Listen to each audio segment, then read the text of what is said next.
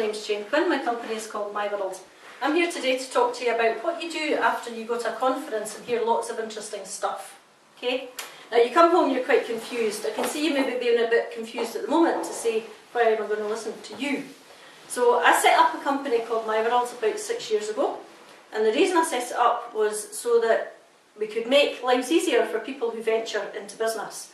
But before I set up My World, I worked for a rather large financial organisation in Edinburgh in Scotland. The biggest thing that I did there was I took a team of 12 up to a team of 300, which sounds easy to say in one sentence. Why did I do that, I hear you say? We launched a new product on a new system, and we centralised new business administration at the same time. Okay, there was a lot of things going on, there was a lot of people to sort, there was a lot of work to organise. Was the product a success? Absolutely. It went to #1 in the financial market, and we had a phenomenal increase in new business of 1,000%. 1,000%. We took the proposal count from 500 a week to 5,000 a week. It was absolutely fantastic. So fantastic that what happened? We got sold. So my next big job was to reduce the number, because we had 300. How do we get the new business administration out of the Edinburgh office so that it could close? So at that point I had training and recruitment teams in Glasgow, and I also had a team training out in India, and we were able to close the office. Okay. Some of you might actually have had a part in that phenomenon, because the product that I'm talking about is the self-assurance range, and those of you within the financial sector will be well aware, because it kind of turned the market round at the time with the introduction of critical illness a few years back. But life wasn't always so exciting for me. Before that, my first job was when I was 16. I became 16 on my birthday, and I went down the road to see what was available. I ended up with a breakfast job in a local hotel, making tea and toast for breakfast. And I did that kind of at the same time that I discovered discos and late nights. And my other discovery was late nights and early mornings don't always mix that well. Okay, so I've had quite a varied past, if you like to say. Coming back to today, what a lot of clients tell me is that I have a great knack of taking something that seems quite complicated and breaking it down into something that's quite simple. And for me, that's what life's all about. How can we make things easy? How can we make things simple? And how can we have some fun while we're doing it? Recently, a guy came to me and said, I've got this problem, or a challenge as we like to call it, and we broke it all down, and he went away saying, this is absolutely brilliant, I now know exactly what I need to do, why I need to do it, and I'll be able to do it no problem at all. So, would you like me to share a simple 4-stage process with you guys that you can do when you come back from something like a conference where you've had a lot of information? Of course you do. Right, my friendly flip chart here. 4 stages, so we represent that in a block. And who better to start with? A. Right, so what does A stand for? Right, so before you look at the information that you've got, what you've got to have clear in your head is what you're aiming for in life. What do you want out of life? Okay, and that can be represented by lots of different things. Okay, for example, my son is saving up for a Lamborghini. He wants a Lamborghini. He's 16 years old. He wants a Lamborghini by the time he's 21. Who am I to say that that's not possible? Yeah. Some people quite often look for money. Yeah, I want money. What I want you to think is, why do I want the money? What's it for? Yeah, I recently spoke to a guy who was in business. He'd been working for about 9 years. He wasn't able to have a holiday because he felt like he couldn't leave the business. But if he could, what he wanted to do was take his daughter to Disney. So it gave him a driver to get the business organised, get the business focused, so that he could actually do what he wanted to do. So don't just think in terms of money. Think about what you want, why you want it, okay, and when you want it. The reason that you think about why you want it is that's what will give you a passion to get out of bed on a Monday morning and drive you towards what it is that you want.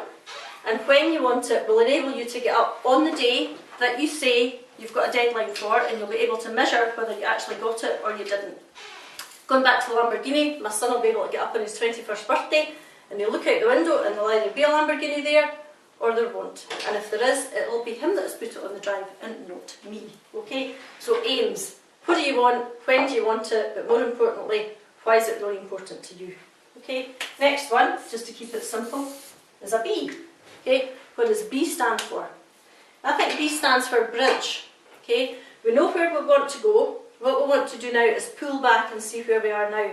If you can imagine yourself standing on the edge of a stream and there's quite a busy torrent coming down here, the water's coming down at a fair pace, you want to get from one side of the stream to the other because you know where your aim is, you know exactly where you want to be on the other side of the bridge.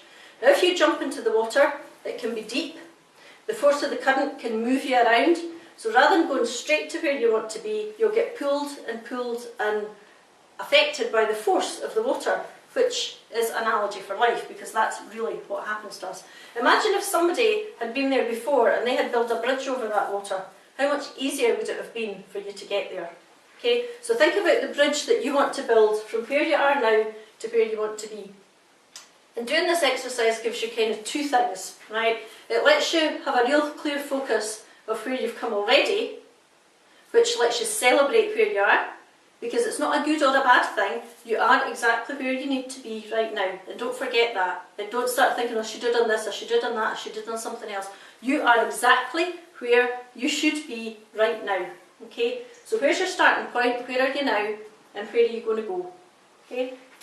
Then, let's go to C. Right?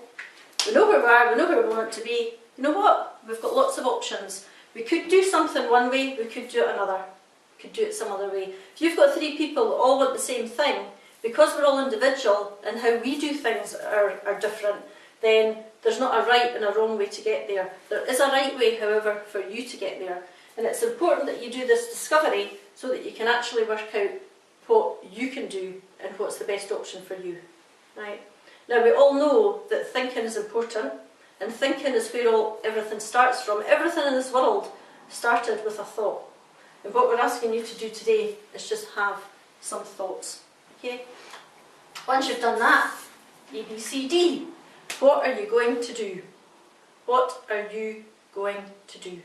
Because without action, the thoughts will stay as thoughts and they won't manifest into anything that's real. And what we want is real stuff. Success comes from doing. Okay? People that do nothing get nothing wrong. Right? So don't worry about doing something that might not work. All you've done is maybe found a way not to do something. You know, Edison, when he was doing research for his light bulb, he discovered more than 1,000 ways not to produce a light bulb. And the question is, how many of us would have given up long before that? Okay, so what do you want? What have you got? What could you do? And what will you do? A, B, C, D. Could it be simpler? No. Okay. Now, what I don't want is a big list of things that you're going to do and being quite overwhelmed in here. I want you to break it down and think, if I want to get here, the thing that I need to start doing is this. So I just want you to focus on one thing, just one thing, that if you do, hopefully today, because when's a better time to start? Right now. So what one thing are you going to do today that will give you what you want, when you want, in your the time scale that you've decided that you want to go for it. Okay. So simple, yes. Possible? Yes. Can you do it? Yes. When do you start? Now. A wee thing before we move on. I want to just talk about this line. Okay? Because I've asked you to think about what you want. Sadly, there's only 4% of the population actually have a clear path and a clear idea of where they want to go. What does that mean? It means that 96% are either helping them get there or going round in circles. Have we ever had a time where we felt like we're going round in circles? Or is it just me? Yeah. So we know where we want, we know what we want, and we know the first thing that we're going to do to get it. But don't underestimate the power that lies below this line. Right? When you're back at school, and you were 5 years old, and the teacher turned round to you and said, what's 6 times 7? How did you feel? Before you knew the answer, or regardless whether you did or didn't know the answer, how did you feel? And most people, when I ask that question, say, I panicked. Right? I just have this wee panic. One, do I know what 6 times 7 was? I think it's 42, but I'm not sure if it's 42. If I say 42 and it's right, I'll feel okay. If I say 42 and it's wrong, I'm going to feel really stupid. So we have this inner dialogue going on all the time. Right? And then you say 42, and you breathe a sigh of relief because you're right. And if you hadn't said 42, you would have felt a bit silly. Yeah? And this is the thing that stops us all the time, the fear of feeling silly. So what we're doing down here is not jumping from a question to a quick answer. What we're doing is feeling quite comfortable in that space between this is what I want and this is what I need to do to get it.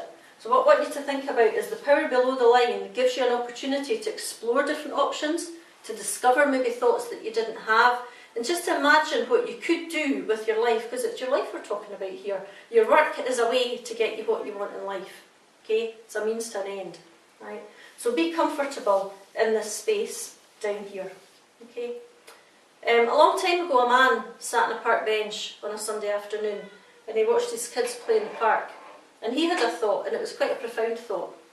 His thought was, wouldn't it be great if there was somewhere that the whole family could go and have fun together, rather than the adults sitting on the seats and the kids having fun? And that man, you may know, is Walt Disney. And what Walt Disney did was he bought a piece of land in California and he built Disneyland. Phenomenal place, families went, families enjoyed it, families left early sometimes, so he did some research into why people were leaving, because there was so much to do in a day that they weren't doing it all. And what he realised was the land they had bought was actually quite near a highway, and it had one of these monorail things going through it, and when people were on the monorail they would look out and say, oh, the highway's getting a bit busy, we better go. So what did Walt Disney do? He bought 47 square miles of land in a place called Orlando, Florida, and many of you will have experienced that place, because he didn't want them to go for a day, he wanted them to go for a holiday and not worry about getting home. Right? So when you look at Walt Disney, look at the films that he produced, look at the theme parks that he's done, look at our lives, there's been an impact on each and every one of us lives because of that man. It all started with him sitting on a park bench and having a thought. Okay. Another wee story I'd like to share with you before I wrap up. 50 people over the age of 90 were interviewed, and they were asked one simple question. If you had your life to live over again, what would you do differently? What would you do differently? And the top 3 answers to that were, I would laugh more, I would reflect more, and I would do more to leave a legacy. Right? We also risk more as well. So the top 3 were risk more, reflect more, and do more to leave a legacy. But I think we should laugh more as well, because laughter is what makes the world go round. Okay? So the question I have for you is, when you're 90 years old, in your rocking chair, watching the sunset go down, and you look back over your life and you reflect on what you've done, will you be thinking about what you've not done and regretting it? Or will you be thinking about what you have done and celebrating the fact that you've lived a full life and you've taken action and you've done things, and you're not sitting there thinking about all the things that you could have done and meant to do and didn't quite get round to? So I'll leave you with that question. When you're 90 years old in your rocking chair, watching the sunset go down, your blanket over your knee, reflecting over your life, I hope that you look back and you maybe remember this wee model and when you started using it. And maybe today would be the day that turned your world around. Thank you very much.